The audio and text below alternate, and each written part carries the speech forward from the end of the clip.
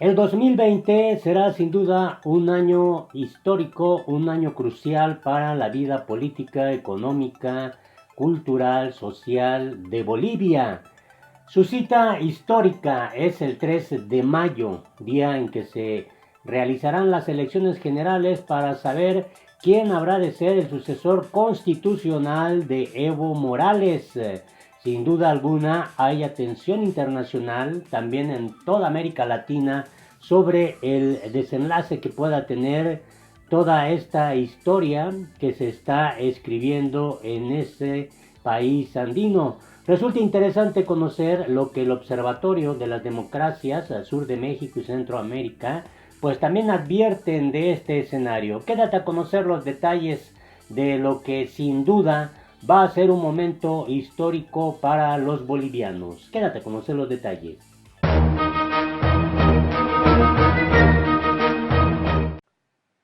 Antes de ir a la información, te invito a que conozcas nuestro canal La Política en México. Ahí te vas a enterar de todo lo que está ocurriendo en territorio nacional, qué pasa en la vida política, en el ejercicio del gobierno, cómo va la cuarta transformación del presidente de México, Andrés Manuel López Obrador. Te invito a que te puedas suscribir, que le des a la campanita y que te enteres de todo lo que está ocurriendo en México. Gracias por tu solidaridad, por tu acompañamiento de antemano. Vamos directo a lo que está ocurriendo en Bolivia. Resulta interesante este ejercicio reflexivo que se da a conocer de lo que el Observatorio de las Democracias del Sur de México y Centroamérica expone en cuanto a la problemática que está viviendo Bolivia. Una problemática, si bien desde el punto de vista político, pero que ahora ha afectado el tema social, el tema económico, incluso el tema cultural de ese país andino. Y bueno, vamos directo a lo que expone porque resulta interesante todo este antecedente de cara a lo que serán las elecciones el próximo 3 de mayo. Pues Bolivia comenzó el 2020 con el llamado a estas nuevas elecciones nacionales para el próximo pues 3 de mayo y una brutal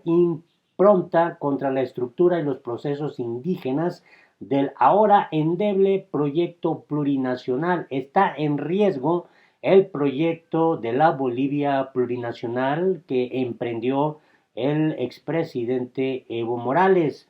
En medio de la convulsión política derivada de las acusaciones de fraude electoral, un golpe de Estado y una violenta persecución, encarcelamiento y represión contra líderes y bases indígenas masistas,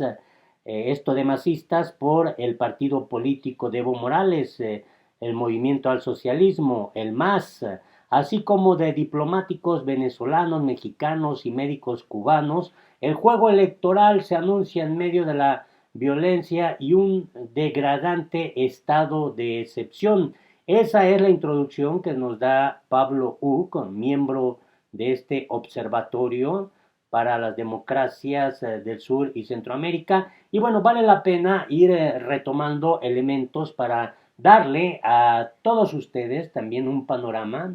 de lo que pues está ocurriendo en Bolivia, que vale la pena no pasar por alto porque es un referente en América Latina en este momento, en este proceso histórico que está viviendo el país andino, en donde están de por medio principios como la democracia, que sin duda es relevante, y el tema de los derechos humanos, cómo se ejerce el poder político todavía en América Latina y la injerencia, desde luego, de los intereses de Estados Unidos en cada uno de los países latinoamericanos. Los puntos de una súbita crisis, los puntales que dieron sin duda al traste con esta situación que está viviendo Bolivia. El pasado 10 de noviembre la descomposición política y social en Bolivia alcanzó un grado de polarización y violencia sin precedentes en las últimas 2 décadas, desde que el ciclo rebelde de 2001-2003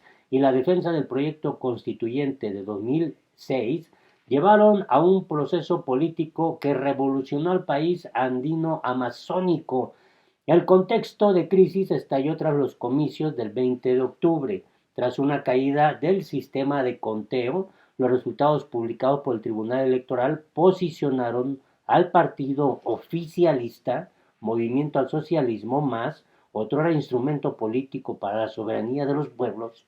y al presidente Evo Morales al frente de las elecciones con el 47.08% de los votos. Este fue seguido por el candidato opositor Carlos Mesa, quien sumó 36.51% de los votos. Con estos resultados quedaba descartada una segunda vuelta, ya que superaba el 10% de diferencia entre los dos contendientes. Los resultados no fueron reconocidos y la impugnación desbordó todos los cauces institucionales. En las calles había estallado una multiforme expresión de rabia en la que se manifestaban antiguas bases de apoyo al MAS y a Morales, mientras reemergía la más reaccionaria oposición encabezada por el Comité Cívico Santa Cruz y su líder Luis Fernando Camacho. Este arremetió contra el gobierno nacional y convocó junto a Carlos Mesa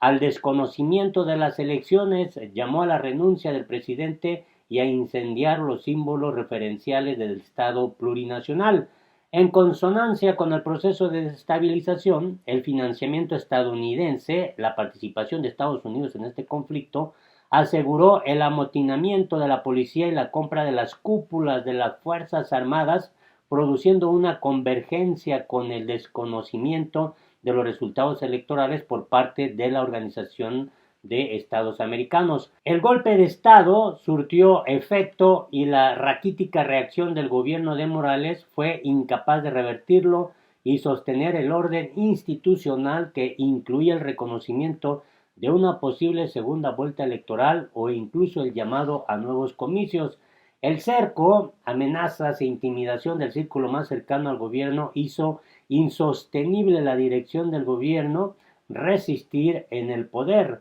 Durante la mañana del 10 de noviembre, Morales convocó a nuevas elecciones. El mismo día, por la tarde, el otrora líder cocalero, junto con su vicepresidente Álvaro García Linera y la ministra de Salud Gabriela Montaño, difundió un video en el que anunciaba su renuncia a la presidencia del país, así como la de toda la estructura popular de sucesión parlamentaria del partido oficial, refiriéndose a una solicitud hecha por el mando de las Fuerzas Armadas y el llamado hecho por la Central Obrera Boliviana. En el mismo mensaje, Morales denunció las graves amenazas y el acoso que sufrían de forma creciente diversos ministros y líderes afines al proyecto de gobierno y sus familias, declarando que su renuncia pretendía evitar un baño de sangre. Sin embargo, la masacre y la persecución apenas iniciaban, como quedó de manifiesto en las masacres perpetradas en Sencata, Ciudad del Alto, y Sacaba, Cochabamba, en la que se registraron al menos 35 muertos por balas del ejército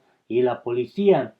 Tras el exilio, el excepcional colapso de un proyecto de Estado. La ruta de exilio político llevó a Morales primero a México y posteriormente a la Argentina, en donde se encuentra actualmente. El desastroso asalto al poder central y el vacío de poder dejado por la renuncia del entorno más cercano a Morales permitió que Yanine Áñez Chávez, senadora de segunda línea, se autoproclamara como presidente abanderada con una Biblia y ante el estupor de las huipalas que fueron quemadas por la derecha cruceña y por parte de oficiales del ejército, las primeras acciones del gobierno transitorio se orientaron a la detención de líderes políticos y sociales, la fractura diplomática con países afines del proyecto de Morales, expulsión de embajadores de Cuba y Venezuela, hostilidad hacia el gobierno mexicano y renovación de todas las carteras diplomáticas, a excepción de Perú y el Vaticano, así como un alineamiento con los gobiernos de la derecha regional en turno como Brasil, Chile, Colombia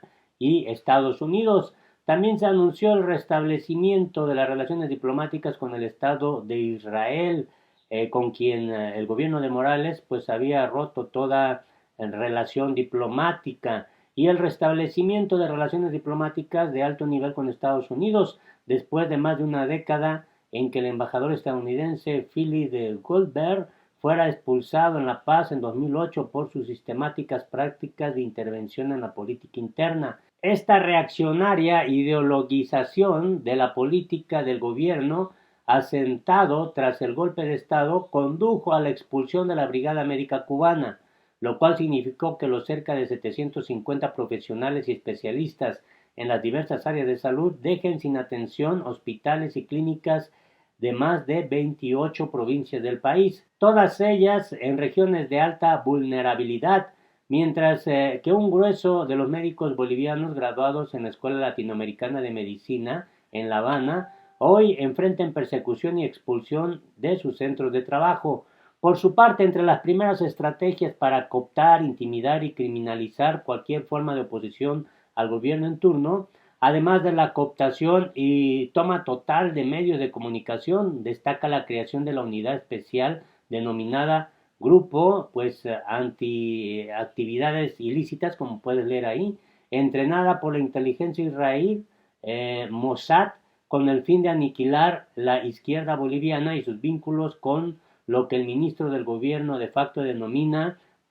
actividades de sedición y otros delitos, financiado por el gobierno de Nicolás Maduro. En menos de 2 meses, el bastión con mayor autonomía política relativa en la región sudamericana frente a las intervenciones estadounidenses, impulsor de las políticas sociales y el proyecto macroeconómico más exitoso en el continente, se ha convertido en un trampolín de intervención regional y ha instalado un aparato que busca desestructurar el esquema del Estado plurinacional y reabrir el acceso a los vastos recursos naturales del país, fundamentalmente el litio, el gas natural y una excepcional biodiversidad. ¿Y cuál es el escenario electoral, el panorama en estas circunstancias en Bolivia? Frente a este escenario, las elecciones se proyectan poco promisorias ante la falta de garantías a la libertad de expresión y a la alta vulnerabilidad de los partidos políticos adversos a la nueva cúpula de facto que conduce la presidenta y su gabinete. Paradójicamente, el escenario que instrumentalmente llevó a la crisis de gobernabilidad en el mes de noviembre pasado podría repetirse. El registro de candidatos cuyo cierre fue anunciado para este 4 de febrero registra 8 candidatos a la presidencia, de los cuales destacan los postulados por el MAS, el exministro de Economía Luis Arce Catacora para la presidencia y el ex canciller David de Choquehuanca para la vicepresidencia. Ambas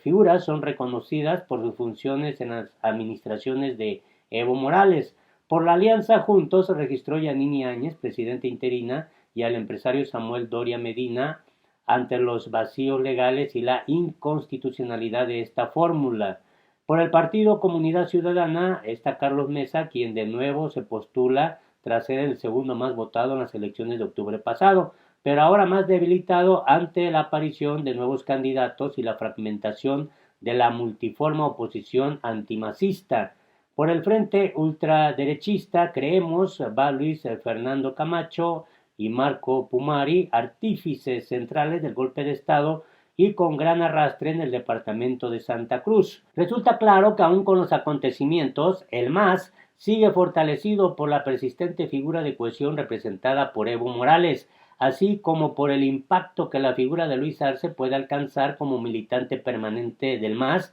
y artífice del exitoso modelo económico, social, comunitario y productivo que llevó al país andino a un crecimiento económico excepcional, con un Producto Interno Bruto de más del 300% en casi 13 años, un símbolo de impacto para la clase media, junto con la figura de Choquehuanca, político e intelectual aymara, quien posicionó la agenda ambiental boliviana en defensa de la madre tierra en los más importantes foros internacionales y diseñó una diplomacia indigenista de gran impacto para la diversificación de relaciones multilaterales. Por su parte, los candidatos con mayor impacto mediático opositor al MAS, Camacho, Mesa y Ñáñez, esperan producir al menos un escenario que lleve a una segunda vuelta y allí tejer una alianza. De ser así, la decisión de quién será el candidato es incierta y podría llevar a una oposición fuerte o a la implosión de la misma.